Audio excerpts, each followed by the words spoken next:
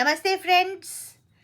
কলকাতায় মাটন এবং বিফ নিয়ে যে একটা ঘটনা ঘটে গেল, সেটা নিয়ে কোনো বক্তব্য আমি রাখতে চাইও নি।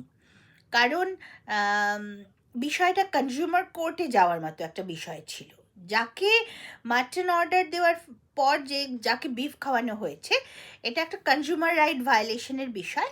সুতরাং ছেলেটি কনজিউমার কোর্টে গেলেই উপযুক্ত ক্ষতিপূরণ সে পেত। এটা একটা কনজিউমার রাইট ভায়োলেশনের কেস। কিন্তু কেসটা এটুকুই নয়, আমরা প্রত্যেকেই জানি।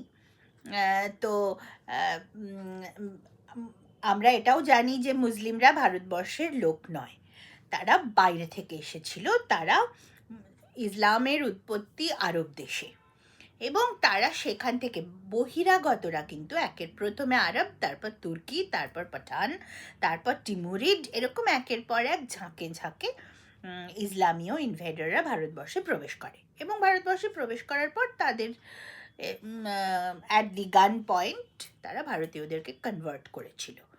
সুতরাং এটা তো আমরা জানি, তো ইতিহাস, এ তো কষ্ট পাওয়ার কোনো ব্যাপার নেই, সত্যের এলো সহজে। তো এইরকমভাবে আসার পর কিন্তু আরব দেশে আপনারা যদি দেখেন, যেসব জায়গাগুলোতে যেসব জায়গায় ইসলামের উৎপত্তি, সেখানে তো গরু নেই। সুতরাং আরবি মুসলিমরা গরু খাবে এরকম কিন্তু নয়, তারা গরু খায় না, গরু তাদের আলাদা খাদ্য নয়।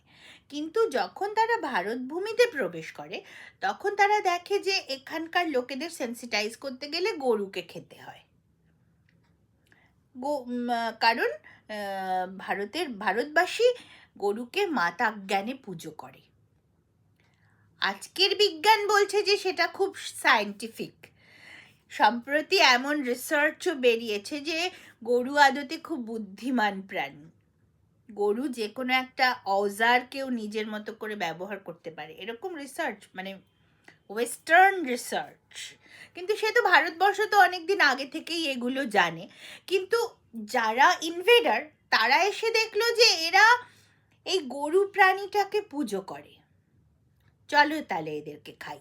অর্থাৎ এদেরকে সেন্সিটাইজ করতে গেলে এই প্রাণীটাকে হত্যা করলে সবচাইতে বেশি এদেরকে সেন্সিটাইজ করা যায়। তো যে কারণে ভারতীয় মুসলমান গরু খায়। তো সেখান থেকে আদারওয়াইজ মুসলিমদের গরু খাওয়ার প্রভিশন নেই, কারণ আরবে তো গরু নেই, মরুভূমিতে গরু কোথায়? সুতরাং সেটা একটা নয়। কিন্তু তার সত্ত্বেও আমি এই বিষয়টা কথা বলতে উদ্বুদ্ধ হলাম সোশ্যাল মিডিয়ায় একটা লেখা পড়ে। অসাধারণ লেখাটা, আমার মনে হলো এই লেখাটাই বরঞ্চ একটুখানি ডিসকাস করা যেতে পারে আমাকে যারা শোনেন তাদের সঙ্গে। লিখছেন, আমি কোনোদিন কারোকে কোনো লেখা শেয়ার করতে বলি না, এইটা বলবো, যদি লেখাটা পড়ার পর যুক্তিপূর্ণ মনে হয় শেয়ার করবেন প্লিজ।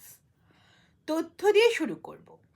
ভারতীয় উপমহাদেশের মূলত 4টি দেশ ধরছি: আফগানিস্তান, পাকিস্তান, বাংলাদেশ, ভারত।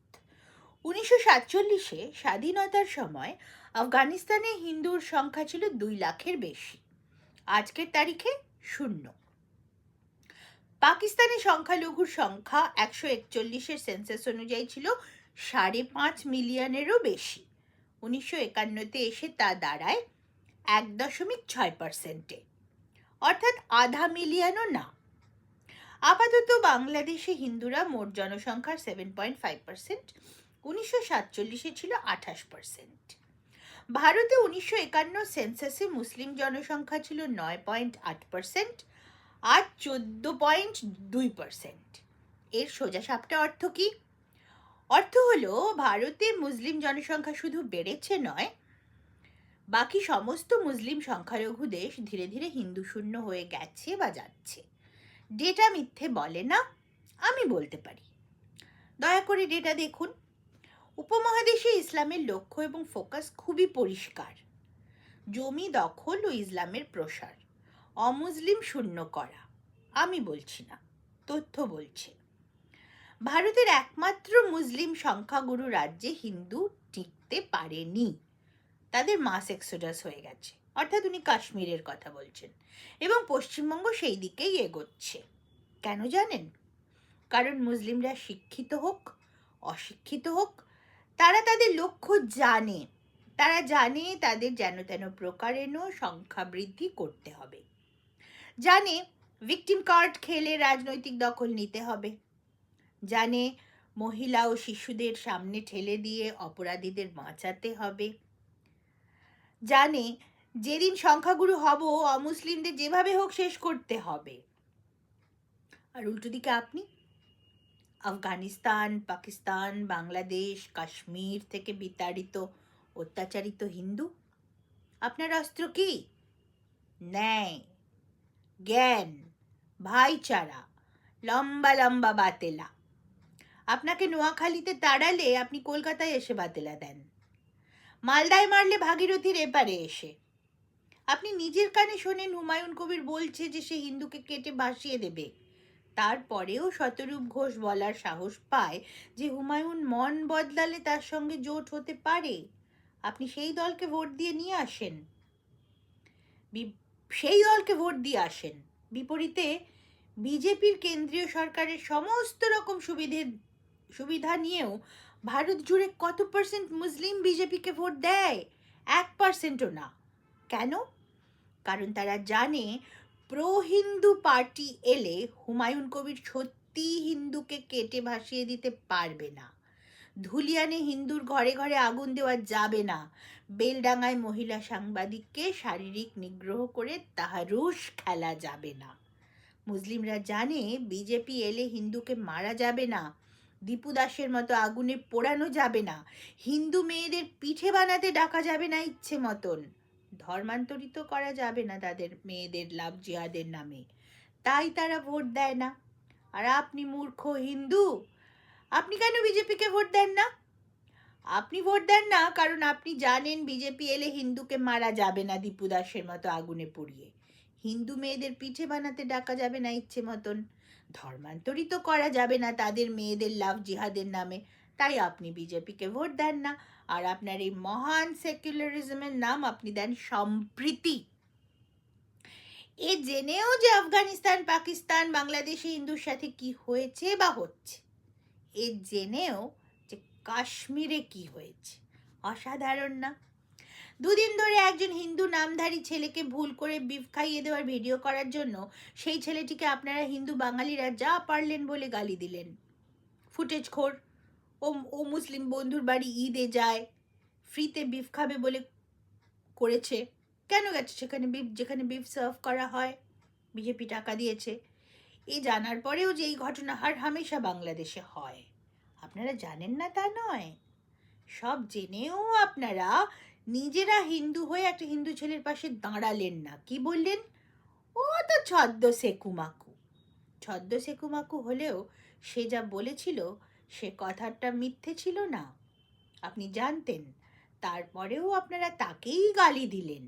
আর এইটা যদি বিফের বদলে পর্ক খাওয়ানো হতো কোনো মুসলিমকে, ওলি পাপ জ্বলে যেত, কলকাতা জ্বলে যেত। এটাই তফাৎ। এই জন্যই আপনি আফগানিস্তানে 0, পাকিস্তানে 2%, বাংলাদেশে 7.5%, আর মুসলিমরা ভারতে 14.2%। কারণ মুসলিমরা পাওয়ার পলিটিক্স বোঝে, আপনি বোঝেন না। কেন বোঝেন না বলুন তো? আপনি তো অশিক্ষিত নন, ডেটা পড়তে জানেন না এমন নয়, রোজ বাংলাদেশে চোখের সামনে যা ঘটছে তা দেখতে পাচ্ছেন না এমন না। তারপরেও আপনারা কেন পাওয়ার পলিটিক্স বোঝেন না বলুন তো? কারণ আপনার রাজা হওয়ার অভ্যেস চলে গেছে। কয়েকশো বছর বিদেশি শক্তির পায়ের নিচে থেকে থেকে আপনার এ বোঝার ক্ষমতা চলে গেছে যে বসুন্ধরা বীরভোগ্যাই হয় সর্বদা, এবং ক্ষমতা ছিনিয়ে নিতে হয়। কেউ প্লেটে সাজিয়ে দেয় না কারোর হাতে, এবং কেটে ভাসিয়ে দেব বা ইনশা আল্লাহ সবাই উর্দু বলবে বা হিন্দুদের ইসলামে দাওয়াত দিতে হবে বলা, এবং তাদের তোল্লাই দেওয়া নেতাদের বিপরীতে দাঁড়াতে গেলে একত্র হতে হয় এক ছাতার তলায়। রানা প্রতাপকে আশ্রয় দিয়েছিল ভিলরা, তাদের সঙ্গে জঙ্গলে রানা ছিলেন দীর্ঘ সময়। রানা ভিলদের অচ্ছুত করে দেননি। শিবাজি রাজে জোর করে গোমাংস খাওয়ানো হিন্দুদের হিন্দুত্বে ফিরিয়ে আনার জন্য তাঁর ব্রাহ্মণ পেশোয়া নিদান জারি করেছিলেন রাজ্য জুড়ে। কেন বলুন তো? কারণ কারোকে ব্রাত্য করে রাখলে এই লড়াই জেতা সম্ভব নয়। এই জন্যই কাশ্মীরি পণ্ডিতদের যারা মারে তারা তাদেরই রক্ত সম্পর্কের আত্মীয়, কারণ কাশ্মীরি পণ্ডিতরা হাজার বলার পরেও ধর্মান্তরিতদের ফিরিয়ে নেয়নি। আর মহারাষ্ট্রে আজও ভগবা ঝান্ডা ওড়ে সগৌরবে। ও সেকু, সে দল বদলু, তিনি ফুটেজ খোর, যত ভাগ করে হিন্দুকে দূরে সরাবেন তত পশ্চিমবঙ্গের বাংলাদেশ হওয়ার সম্ভাবনা রাস্তা প্রশস্ত হবে। যে আমার ধর্মের কথা বলে, যতটুকু বলে ততটুকুই আমারও লড়াই। তাকে ভালো কথা না বলেন অন্তত গালি দেবেন না দয়া করে, কারণ এই অবস্থা চললে বছর দশেক বাদে গালি দেওয়ার লোক পাবেন না, কারণ আপনার হয়ে বলার জন্য কেউ থাকবে না আশেপাশে। কথাটা অক্ষরে অক্ষরে সত্যি।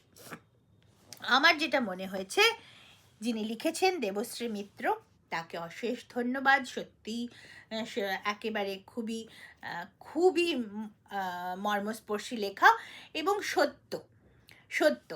তবে আমি একটা বক্তব্য বলতে চাই যে হিন্দুরা পাওয়ার পলিটিক্স কেন বুঝতে পারছে না, কেন তারা শতধা বিভক্ত হয়ে যাচ্ছে, তার একমাত্র কারণ এটাই নয় যে রাজা হওয়ার অভ্যেস তাদের চলে গেছে। তা যদি হতো তাহলে মহারাষ্ট্র এক কাট্টা হতে পারতো না। জায়গায় আমরা কিন্তু পরের পর ইলেকশন রেজাল্ট দেখেছি সাম্প্রতিক নির্বাচনগুলোতে। হরিয়ানা সবচেয়ে বড় ইন্টারেস্টিং কথা হলো, এমনকি পরস্পর বিবাদবান গোষ্ঠীও কিন্তু হিন্দুত্বের ভিত্তিতে এক হয়ে গিয়েছে। মানে যে সমস্ত পার্টিগুলো হিন্দুদেরকে ভাগ করবার জন্য পয়েজড হয়েছে, চন্দ্রশেখর আজাদের পার্টি হরিয়ানাতে, বা দুশ্মন চৌতালার পার্টি চন্দ্রশেখর আজাদের পার্টির সঙ্গে একটা জোট অ্যালায়েন্স তৈরি করার চেষ্টা করেছিল, দুশ্মন চৌতালাকে একবারে মাটিতে মিশিয়ে দিয়েছে দুশ্মন চৌতালেরই বাড়ির লোকেরা। মানে অর্থাৎ হিন্দুত্বের আবহে বিভিন্ন রাজ্যে কিন্তু আমরা মানুষকে এককাট্টা হতে দেখতে পাচ্ছি। কিন্তু অর্থাৎ রাজা হওয়ার অভ্যেস তাদের হিন্দুর চলে গেছে তা নয়। তাহলে এই সম্প্রীতিটা এখানে চলছে কেন? বেঙ্গলের সঙ্গে অন্য কোনো রাজ্যের তুলনা হবে না, কারণ বেঙ্গল যেটা ফেস করেছে সেটা অন্য কোনো রাজ্য ফেস করেনি। কাশ্মীরি হিন্দুদের পরিস্থিতি চাইতেও বেঙ্গলের হিন্দুদের কিন্তু পরিস্থিতি আরো অনেক বিকট। স্বাধীনতা পূর্বকাল থেকে শুরু করে আজ পর্যন্ত পরিস্থিতি বিকট। বাঙালি হিন্দুর পরিস্থিতির সঙ্গে তুলনীয় একমাত্র ইহুদিদের পরিস্থিতিটা, অন্য কারোর সঙ্গে তুলনীয় নয়। কিন্তু বাঙালি হিন্দু তাহলে এই সম্প্রীতির গল্পটা করছে কেন? যারা তাদেরকে মারছে তাদের প্রতি সম্প্রীতি দেখাতে চাইছে কেন? কারণ ভয়। এই যে সেকু মাকু আমরা যাদেরকে বলছি, যারা কিনা সম্প্রীতির নামে দুর্বলতার প্রদর্শন করে, তারা আসলে ভীত। তারা একটি ওই বিশেষ সম্প্রদায়ের জনগোষ্ঠীকে তারা ভয় পায়। কেন ভয় পায়? এই কারণেই কি যে ওই বিশেষ সম্প্রদায়ের জনগোষ্ঠী খুব বীর, খুব সাহসী, তারা সাহসের প্রদর্শন করেছে? একেবারেই তা নয়, কারণ তারা মব হয়ে আসে। ভারতবর্ষের ইতিহাসের দিকে তাকালেই আমরা দেখতে পাবো যে তারাই কনভার্ট করেছে, কারণ ভারতবর্ষে মুসলমান অরিজিনাল কেউ নেই, ভারতবর্ষে সকলেই হিন্দু, এবং তারা কনভার্ট করে কোনো না কোনো সময় কনভার্ট করে তারা কিন্তু মুসলিম হয়েছেন, এবং তারাই কনভার্ট করেছেন যারা ভীতু অথবা লোভী। হয় লোভ নয়তো ভয়, এই দুটো কারণে কিন্তু ভারতবর্ষের হিন্দুরা কনভার্ট করে। আজকে যারা ভারতীয় মুসলিম তারা কখনো না কখনো প্রধানত এই দুটো কারণে কিন্তু তারা লোভ, অর্থাৎ আমার কাছে আমি যতটা সম্পত্তি করতে পেরেছি, ধর্ম পরিবর্তন করলে সম্পত্তি আমারই থাকবে, আর ধর্ম পরিবর্তন না করলে সম্পত্তি হাতছাড়া হয়ে যাবে, লোভ। আর একটা হচ্ছে গান পয়েন্ট অথবা তলোয়ারের ডগায়, ধর্মান্তরিত হও নাহলে মুন্ডু উড়িয়ে, নাহলে কল্লা যাবে, ভয়। এই দুটো কারণে কিন্তু বেসিক্যালি যারা মুসলিম তারা কিন্তু মুসলিম হয়েছেন। অর্থাৎ যাদেরকে আমরা দেখতে পাচ্ছি তারা কিন্তু সাহসী লোক নন, তারা বেসিক্যালি ভীরু লোক। তাহলে তাদেরকে আমরা ভয় পাচ্ছি কেন? কারণ তারা মব হয়ে আসে, একা আসে না। তারা যদি আক্রমণ করে তারা সবসময় দলবদ্ধ, হায়না কখনো একা আসে না। কোনো হায়না যদি একা আসে তাকে একটু হাত নাড়ালেই কিন্তু হায়না ভয় পেয়ে চলে যায়, ভয় পালিয়ে যায়। কিন্তু যখন আসে তখন একত্রা, ক্যাকল অফ হাইনাস, তারা একসঙ্গে আসে। সিমিলারলি আসলে এই সেকুলার বা মার্কসিস্ট যারা নাকি খুব মানে খুব একটা সম্প্রীতির ভাব দেখিয়ে অত্যাচারীকেই অত্যাচারীর সঙ্গেই সম্প্রীতির কথা বলে, তারা বেসিক্যালি ভয় পায়, তারা ভীতু। সুতরাং এর থেকে বাঁচার একটাই উপায় হলো প্রত্যেকটি মানুষকে, ঘরে ঘরে প্রত্যেকটি মানুষের মধ্যে শক্তির চর্চার প্রয়োজন, এবং শক্তি চর্চা করতে হবে প্রত্যেক ব্যক্তিকে। একটা স্থায়ীভাবে শক্তিশালী সমাজ গঠন করতে গেলে প্রত্যেক মানুষকে শক্তির চর্চায় ব্যাক করে যেতে হবে। আমরা শক্তি চর্চাটা করছি না।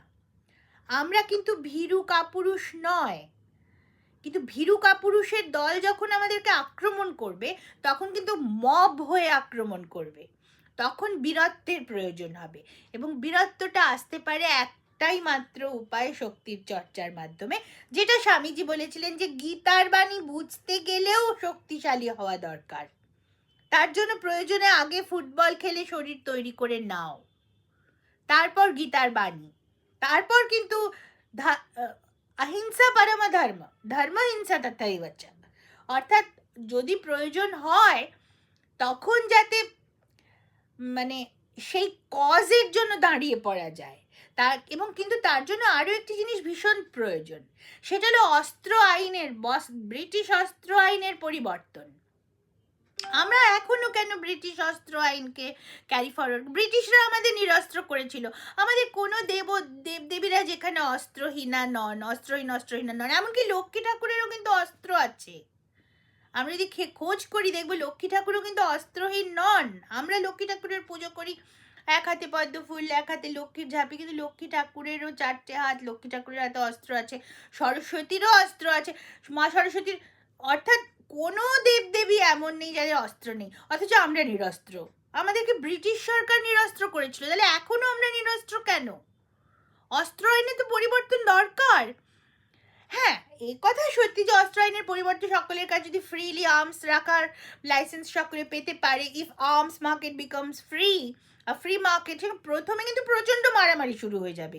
এমনিতে যে কেসটা লোকে ঝগড়া করে মেটাতো, বা ঝগড়া চুলোচুলি খেউখেউই করে মেটাতো, সেখানে গুলি চলবে, কিন্তু গুলি চললেই পাল্টা গুলি চলবে। সুতরাং প্রথম দিকে মারামারিটা বেড়ে গেলেও পরের দিকে কিন্তু মাত্র কয়েক দিনের মধ্যে জিনিসটা কিন্তু থিতিয়ে পড়বে, মানুষ বুঝে যাবে যে আমি মারলে আমাকেও মারা হবে।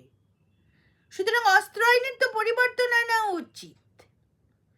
So this is time my request, my honest request to the Honorable Home Minister of India to please kindly change the age-old British era Arms Act and let India be a free market for arms, and let all the people be allowed and licensed to have arms, and let the children in various schools learn how to use and how to use and apply different sorts of arms, because that will make a very strong Hindu society, that will help us to make a very strong and resilient Hindu society, and a very strong and resilient Indian society. Why Hindu only? All the children, inclusive Hindu, Muslim, Sikh, Parsi, Jain, Buddhi, Isai, all the children of India will be resilient, and we as a whole will be resilient and strong society. So this is time that we have a new Arms Act, and that will help reduce conflicts also. A lot of our conflicts come from the feeling of weakness, come from our fear. So a lot of conflicts and a lot of the issues of social conflicts will get reduced. So that's what I think, and this is what I want to request to the Honorable Home Minister for a change. তো আমার এটা মনে হলো যে সেটাও একটা উপায়, যে আর্মস অ্যাক্ট যদি চেঞ্জ হয়, ঘরে ঘরে যদি অস্ত্র থাকতে পারে ফ্রিলি, তাহলেও কিন্তু মানুষের দুর্বলতা বোধটা কমবে, ফলে সোশ্যাল কনফ্লিক্টও কমবে। প্রথমে বেড়ে যাবে, প্রথমে it will take a peak, rise to a peak, and then it sharply fall. তার কারণ লোকে বুঝে যাবে যে আমি কাউকে মেরে তো পার পাবো না, আমাকেও তো মারা হবেই, কারণ আমি যাকে মারছি সেও, তার কাছেও তো একই অস্ত্র আছে বা বেটার অস্ত্রও থাকতে পারে। সুতরাং অটোমেটিক্যালি মানুষের মধ্যে রেস্ট্রেইনও আসবে। সুতরাং এটা একটা উপায়। আর এই সম্প্রীতির গল্প করা যাবে না। অলিপাবে যে ছেলেটিকে বিফ খাওয়ানো হয়েছে মাটন অর্ডার করার পর, তার উচিত প্রচুর টাকা ড্যামারেজ নিয়ে নেওয়া। রেস্তোরাঁ কর্তৃপক্ষের কাছ থেকেই সে সেটা পাবে। সুতরাং এরকম করলে স্থায়ী সমাধান কিসে হতে পারে সেটাই আমাদেরকে ভাবতে হবে। এবং তার জন্য সমাজ হিসেবে শক্তিশালী হয়ে ওঠা জরুরি। সমাজ হিসেবে শক্তিশালী হয়ে উঠতে গেলে ব্যক্তি হিসেবে শক্তিশালী হয়ে ওঠাটা অপরিহার্য। Thank you very much.